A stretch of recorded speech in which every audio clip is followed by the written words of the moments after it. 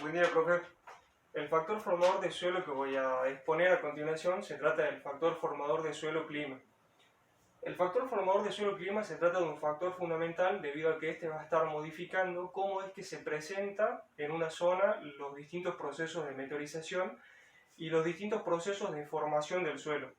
Es decir, que dependiendo de cómo se presenten las principales variables climáticas, que en este caso son la precipitación efectiva y por otro lado la temperatura, dependiendo de cómo se presenten las mismas, van a darse en mayor o en menor proporción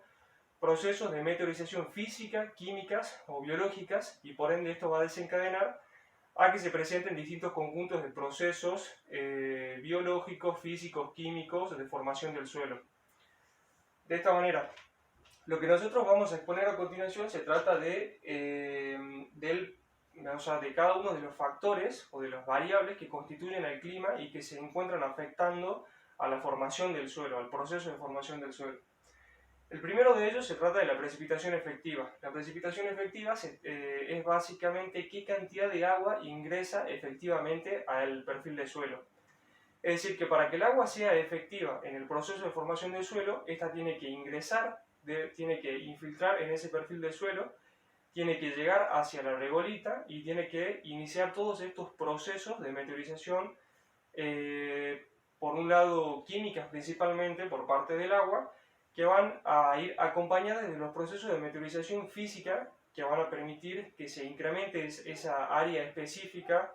de la regolita del material original y que por ende, conforme evolucione,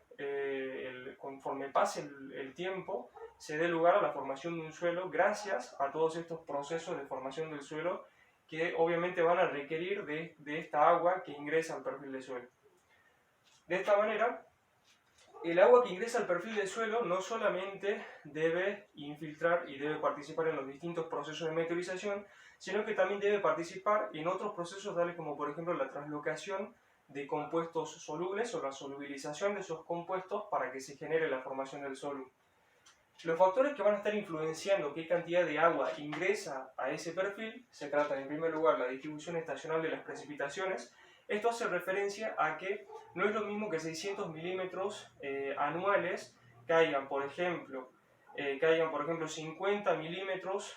por mes, lo cual implicaría que estos 600 milímetros están repartidos en 12 meses. No es lo mismo que suceda esto a que suceda que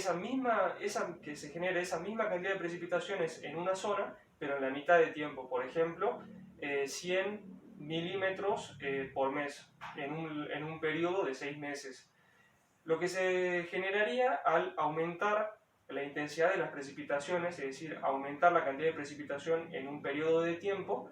lo que va a ocurrir es que va a aumentar posiblemente los procesos erosivos que se generan en esos suelos y por otra parte la infiltración que se genere del agua, es decir, que a mayor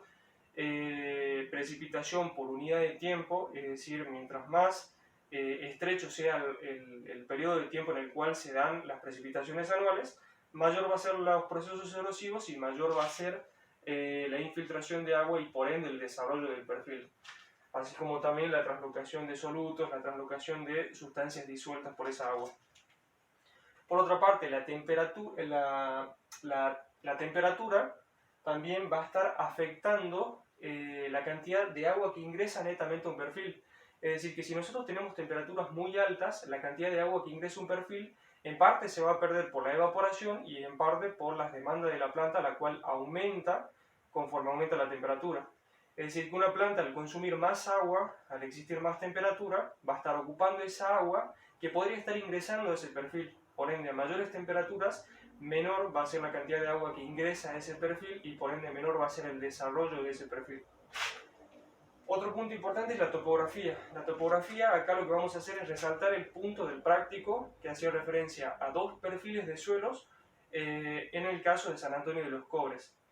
Nosotros teníamos, en esa actividad, teníamos un perfil de suelo A situado sobre un relieve con una pendiente y por otra parte el perfil de suelo B que se encontraba en una zona más baja en la cual se visualizaba más vegetación y se visualizaba como un relieve más cóncavo en el cual podría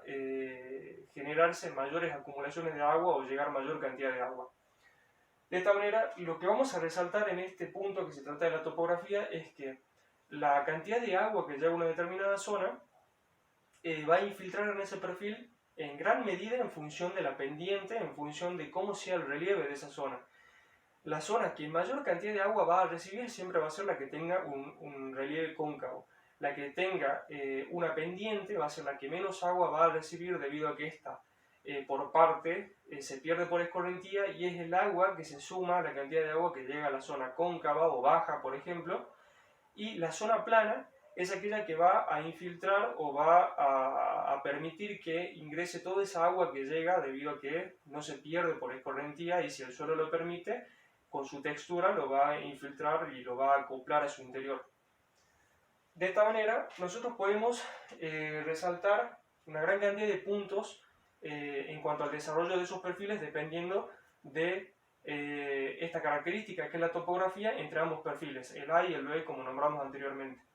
El perfil del suelo A, por encontrarse en una pendiente, va a tener menor profundidad efectiva, por lo tanto va a tener un menor desarrollo de ese perfil debido a que es menor la cantidad de agua que ingresa a ese perfil, por lo tanto va a ser menor la formación de horizontes, es decir, la horizonización, va a ser menor la translocación de solutos, va a ser posiblemente menor el porcentaje de bases que encontremos en ese suelo porque no se genera, por lo general podemos encontrar mayores valores de porcentaje de saturación de bases en esos suelos porque no se está generando la lixiviación de los mismos hacia capas más profundas. Pero lo que hay que resaltar en este tipo de suelos es que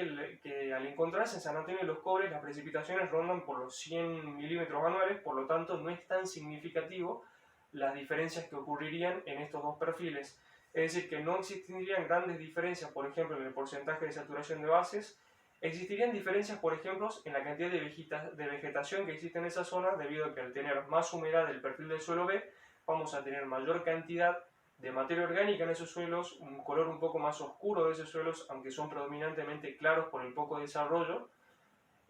Vamos a tener tal vez un poco más de acidez, porque conforme aumenta la precipitación disminuye la acidez, dado que se genera una lixiviación de bases, y estas bases son reemplazadas por iones hidrogeniones, lo cual genera una disminución de ese pH. Es decir que, para que nosotros veamos cómo afecta la topografía, damos ese ejemplo, es decir, dependiendo de cómo es la topografía, distintas van a ser los valores de precipitación efectiva. Y otro punto importante es la permeabilidad. Si tenemos un suelo arenoso, mayor va a ser la profundidad efectiva, debido a que ingresa más esa agua por los macroporos que presenta ese suelo. Si tenemos suelos de textura fina, de textura arcillosa, es posible que gran cantidad de agua se pierda por escorrentía o no sea capaz de infiltrarse a esos suelos por la predominancia de microporos y por el detrimento, y esto en detrimento de la cantidad de macroporos, por lo tanto esa agua no puede ingresar rápidamente al perfil y a veces se pierde por escorrentía, por evaporación, se acumula en superficie, es decir que la precipitación efectiva siempre va a ser mayor conforme más gruesa sea la textura de ese suelo. Y la temperatura. La temperatura es otro factor fundamental debido a que esta va a estar afectando en gran medida la velocidad a la cual se producen los procesos químicos. Esto va en correspondencia con la ley de Van Hoff, debido a que por cada 10 grados centígrados de incremento de la temperatura se va a duplicar la velocidad a la cual se producen las reacciones químicas. La temperatura tiene efecto principalmente sobre el color del suelo, debido a que actúa alterando los minerales y al alterarse los minerales cambiará el color de esos suelos. En regiones de temperatura fría tendremos suelos de color oscuro. En regiones de temperaturas intermedias, suelos de colores más pardos, y en sectores de temperatura más cálida tendremos suelos predominantemente de colores rojizos o amarillentos. También observaremos que conforme aumenta la temperatura menor va a ser el porcentaje de materia orgánica, esto porque al haber menos humedad por esa temperatura y mayores demandas de aguas por parte de las plantas, es decir, menor disponibilidad de agua a causa de esa temperatura, menor va a ser la vegetación que se genera en superficie y menor va a ser los aportes de materia orgánica, así como también va a ser mayor la mineralización de la materia orgánica presente en el suelo. Por otra parte, si nosotros hablamos de efectos de la precipitación sobre el suelo, podemos decir que en rangos de entre 380 y 890 milímetros anuales se cumple que conforme aumenta la precipitación, vamos a tener un descenso del pH, vamos a tener mayores valores o aportes a esos suelos de materia orgánica, así como también de nitrógeno. Vamos a tener mayor porcentaje de arcillas, esto porque se generan mayores procesos de meteorización y por ende de esos minerales primarios surgen más minerales secundarios como son las arcillas.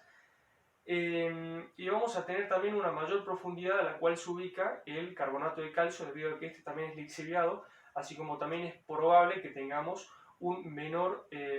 porcentaje de saturación de bases debido a que estas también son lixiviadas. En el caso de la temperatura, lo que vamos a observar es que a mayor temperatura es posible que tengamos colores de los suelos menos grisáceos y más rojizos. Vamos a tener también mayor porcentaje de arcillas, vamos a tener menor porcentaje de materia orgánica, como dijimos, y menor porcentaje de nitrógeno en esos suelos. De esta manera, esos son los puntos esenciales que nosotros vamos a estar nombrando en cuanto a temperatura y en cuanto a precipitación efectiva. También podemos decir que la temperatura va a estar afectando el estado del agua, es decir, va a estar afectando la viscosidad y la tensión superficial debido a que a mayor temperatura menor va a ser la tensión superficial y menor la viscosidad, por lo tanto se genera un lixiviado de bases más completo gracias a los incrementos de temperatura. Todo esto si existe la suficiente cantidad de precipitaciones. En cuanto a este factor que yo resalto acá, se trata del drenaje climático. El drenaje climático es un concepto que surge de la interacción de estas dos variables climáticas. Es decir, dependiendo de cómo se presenta la precipitación efectiva y las temperaturas, se va a generar distintos valores de lavado de las arcillas y por otra parte distintos valores de lavados de los coloides. De esta manera surge el concepto de drenaje climático, que es el cual determina esto, es un parámetro que va a estar determinando cómo es el lavado de los coloides en función de los valores que nos dé. El drenaje climático es igual a la precipitación menos la evapotranspiración, es decir, que es básicamente la cantidad de agua, o sea, nos va a estar indicando la cantidad de agua que netamente ingresa a ese perfil y participa en esos procesos, es decir, en el lavado de las arcillas y en la lixiviación de los coloides. Si nosotros tenemos valores de drenaje climático que van de 90 a 2000 milímetros, en